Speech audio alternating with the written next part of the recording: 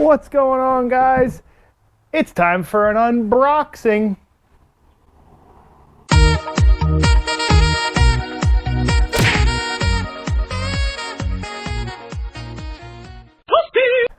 That's right, guys.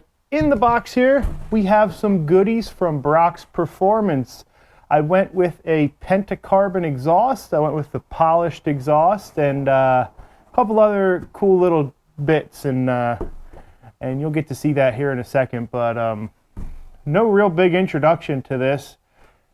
I want to try one more exhaust just to see if it makes any more power than the two exhausts previously on this bike.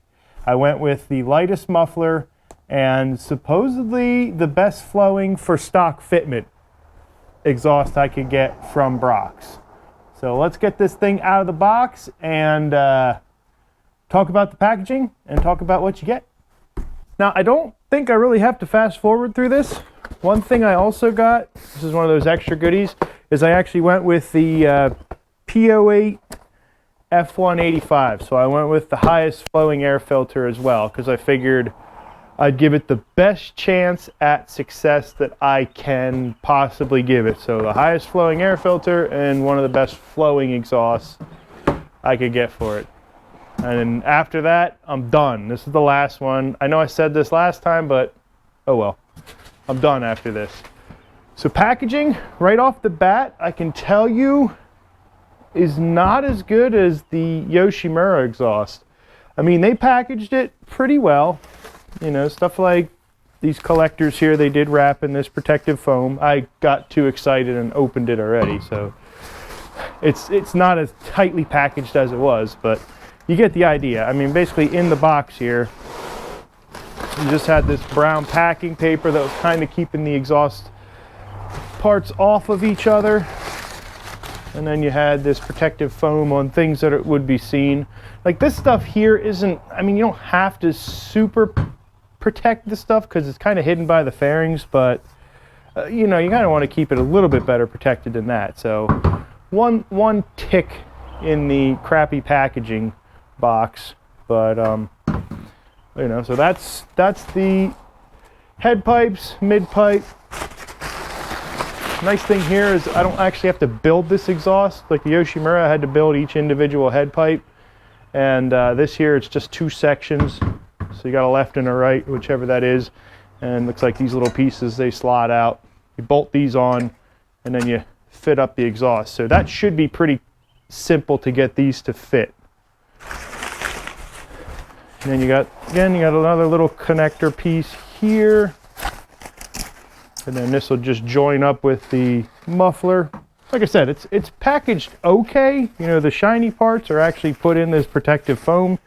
So it's not the worst packaging I've ever seen, but for the price, honestly, I was a little bit upset that it wasn't packaged a little bit better. They give you a tube of ultra copper. That's probably going to be to get it to seal in the various joints there. You got your springs, spring puller, and this actually came with the block off for the pair control system, so you don't get those pops on D-cell. I don't really experience many of them, and mainly it's because when I get it tuned, they kind of tune that out.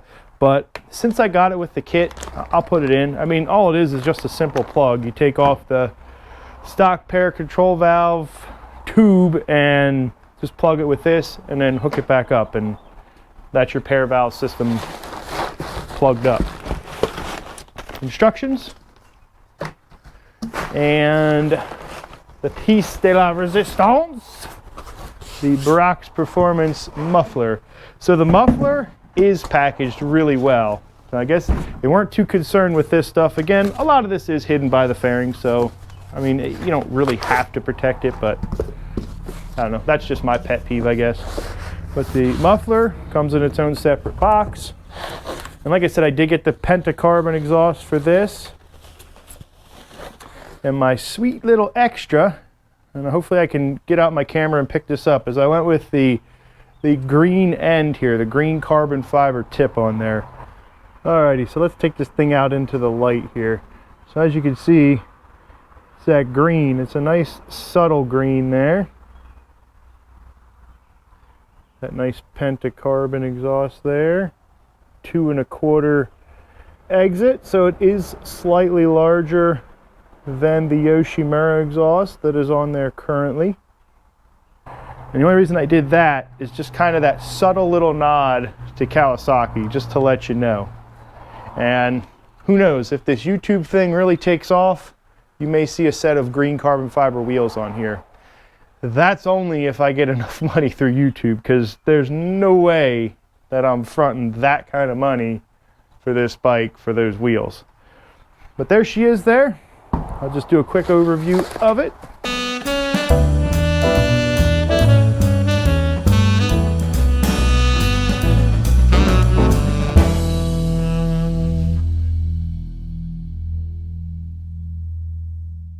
If you notice in the instructions, then they show you the picture of it with the exhaust on.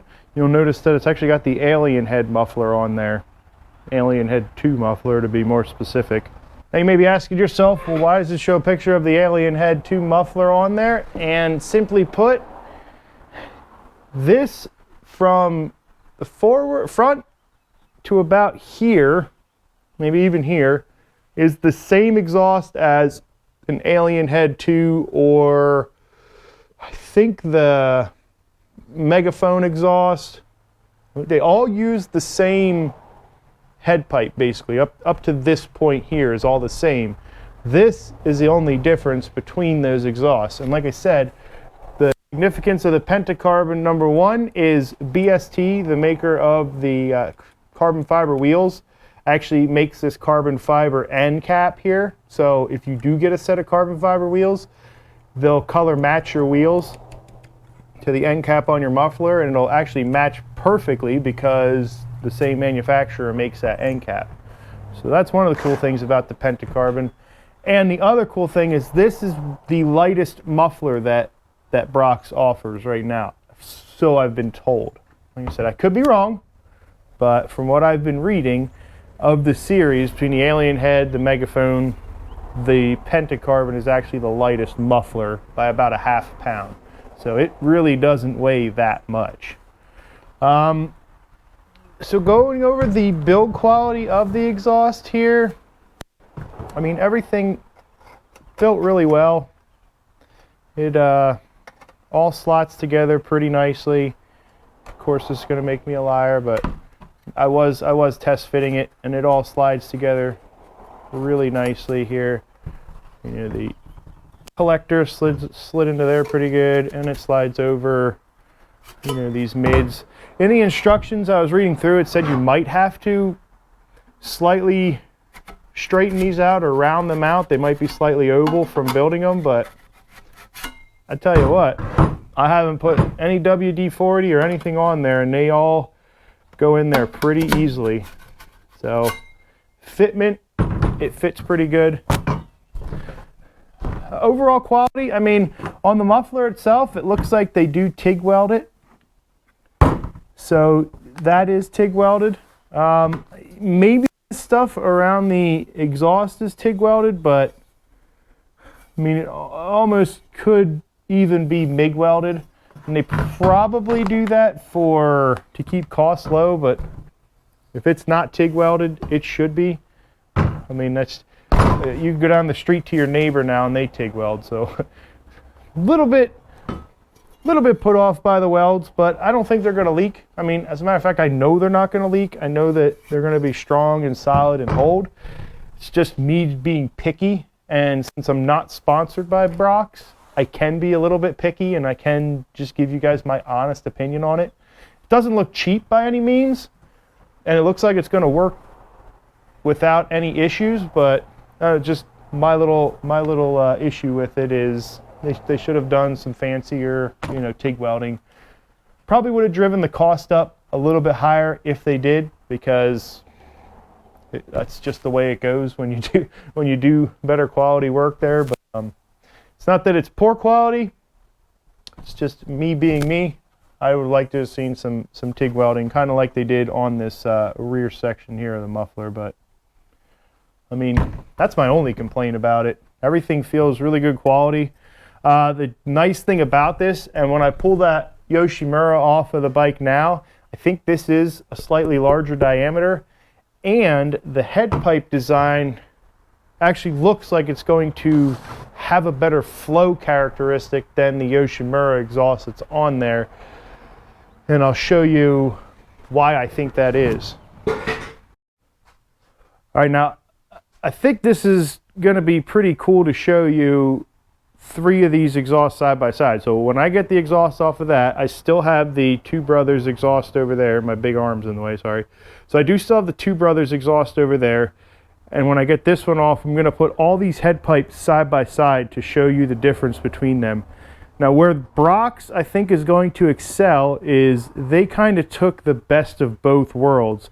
Whereas on the Yosh exhaust, it basically goes from stock port size and then just to that larger size. It just opens up immediately.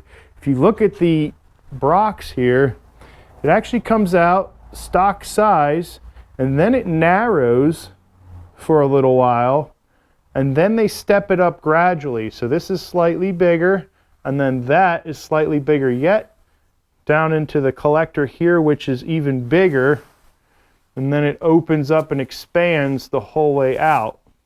And it's also a lot shorter than that muffler on the Yosh as well as the Two Brothers. So interesting to see how the flow characteristics are on this versus that versus the Two Brothers. I think this is kind of that compromise here, because whereas the Yosh, it just kind of went from this stock size and opened up to probably between this and this size here. I don't think it went quite as big as this, but again, I'll see when it's off. This steps it up, so I don't think it's going to just lose that airspeed as soon as you rev it up. I think this is going to help accelerate it, and then as it gradually expands, I think it's going to help scavenge that exhaust out of there. So I really am anxious to see what the difference between those 3 is on the dyno. And yes, it's pricey to do this, but you know what? I'm going to do this for you guys so you know out there what exhaust is going to work best for you. But only one other thing that I don't like about this exhaust is it doesn't seem to be mandilarly. What I mean by mandilarly bent is when you do a mandrel bend, this is the same diameter the whole bend, whereas you can see it kind of crinkles a little bit here. Doesn't appear to be a mandrel bend. I could be 100% wrong by this. You guys let me know in the comments below, but anytime I've seen something mandilarly bent, it's a nice smooth curve. They don't have typically these wrinkles in here. Typically that wrinkle means that it shrinks a little bit when they start to bend it. But other than that, I mean, overall, I think this is going to be the best flowing exhaust on the bike. Now, will that make more power? I don't know. But that's everything, guys. It comes in the box. You know, that's what to expect when you order a Brock system there. And I don't know, the next video I'll have is going to be me installing it. I'll probably do just a short sound clip video on the Yosh. I probably will get a decibel meter out just to compare the two. I mean, I can tell you right now that this is definitely going to be louder than that for sure. But how much louder, I don't know. But that's why you'll have to stay tuned and check it out in one of my next uploads. Thank you so much for watching the videos, guys. It kind of helps me afford this insanity here. Nobody in their right mind would go through with 3-4 separate exhaust systems just to see, you know, which one's the best. But from everything I've been hearing online and from everything I've been hearing from people at the drag strip, this is the best exhaust that you can get for your bike right now.